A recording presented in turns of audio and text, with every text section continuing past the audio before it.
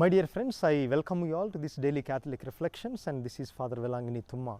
Today we are celebrating the 6th Sunday in Ordinary Time, and the Gospel that we are invited to reflect upon is the Lucan version of the Beatitudes that we usually find in Matthew, which are more popular and familiar to everybody than that of the one that is given today in the Gospel of Luke. There are so many differences between the Beatitudes in Matthew and in Luke. First of all, in Matthew it is called the Sermon on the Mount, while in Luke it is the Sermon on the Plain, because in Matthew Jesus goes to the top of a mountain and delivers this sermon, whereas Luke says he sits on a plain ground to deliver the that we find in Luke.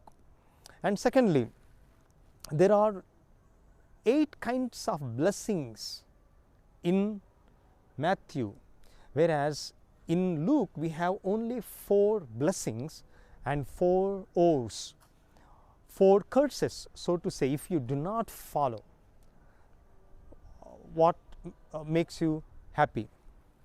What makes you really blessed? And in Matthew, they are mentioned in the third person by Jesus, like blessed are those. But in Luke, Jesus speaks to like a second person. He says, blessed are you. And in Matthew, there are no curses. So today the church wants us to reflect upon the Lucan version of the same. And the Beatitudes came from the Greek word makarios. Makarios means blessed or happy. So that brings us to the very important question in life that everybody asks one day or the other, and the question is, what is it that really makes? This question, while it is universal, the answer that everyone gives to this question is, some people are happy, at least they think they are happy if they have a lot of money, if they have a good job. And that's why today there is something called the American dream. What is the American dream? If you go and settle down in the US, and there if you own a big house and a garage that can have 2 cars parking, if you have 2 children who can listen and obey to you, if you have a good job and a dog, then you are happy. But the sad fact, recently there was a study conducted about the Americans, and the question was, how many of them are really happy? To my surprise, when I heard the results of this survey, only 20% of the Americans are happy. So this goes to show that it is not really money that makes us happy. I want to talk to you about 3 people in the US who went after happiness in different things, because ultimately there is a void in everybody's life, and that void can be filled only by God. But we try to fill that void with other things. And these 3 people, first of all, Anna Nicole, who was only 39 years old when she died. She was a model, very famous, made a lot of fame and money, but she took more drugs. She was addicted to drugs, and she thought drugs would make her happy, but the drugs took her life away. And Marilyn Monroe, who was only 36 years old, who was winner of American Idol and lot of name and fame, but she died. And Princess Diana, we know, she died in 1987 on August, for trying to find happiness in other things. She met with accident and she died. So this goes to show that what we think will make us happy really do not make us happy. St. Thomas Aquinas, he traditionally identified there are 4 things that human beings falsely think can make them happy: wealth, pleasure, power and honor. People go after these 4 things and they think they can make them happy, but they really do not. In the gospel today, Jesus gives blessings to 4 sections of people.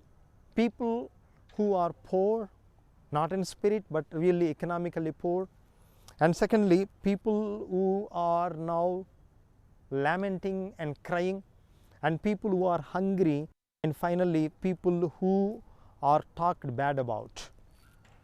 While he gives blessings to them, the opposite section of people, they are cursed, namely the rich, those whose stomachs are full, those who are happy, and those about whom everybody speaks well of. What does it mean? Is it a sin? Is it something wrong if we have money, if our stomachs are full with food, and if we are always smiling and happy, and if everybody speaks well of us? What is wrong about this? In Deuteronomy chapter 27 verses 12 onwards and chapter 28, we have on the one hand, if you obey the law of the Lord, the blessings, and also on the contrary, what happens to if you do not? You will be cursed in every possible way. That's why Jesus says there is no middle path. Either you are this or you are not this.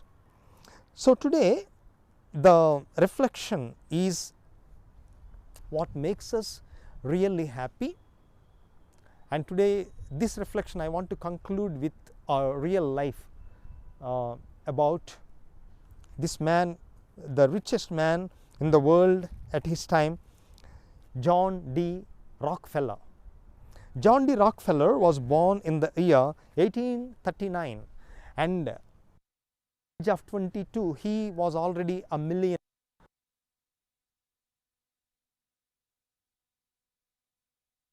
53 he was the wealthiest man, but he was on deathbed, and the doctors told him only 1 more year to live. And while he was in the deathbed, he could not take any food except milk. And while he amassed all his wealth, he knew only one thing, that is to store and save the money and not to share with anybody, not helping those in need. His whole life was concentrated to amass money. And he realized that today on his deathbed, when he has only 1 year left, he is the richest man on the planet, but then he could not take even any food other than milk. He could buy any restaurant in the world, the costliest restaurant, but what is the use? He is not able to eat anything. Then he realized, this is not the way to live my life. So he started donating his money for the churches, for the orphanages. And when he was given only 1 more year to live, he started sharing his blessings with others up to 98 years, and he died happily. My dear friends, today all of us want to be happy, no question about it, and all of us have to be happy. But the question is, what is it that makes me really happy? It's not the 4 things, the wealth, the pleasure, the power and the honor that we run after, that really make us happy. I would like to thank you for joining me every day, and I welcome you to, I request you to be sharers of the good news, because every person who is baptized has a responsibility to spread the good news, to be an evangelist, to spread Jesus. And in modern times, in this media times, we can become sharers of the good news by sharing these reflections with everybody, and thank you. Have a blessed Sunday.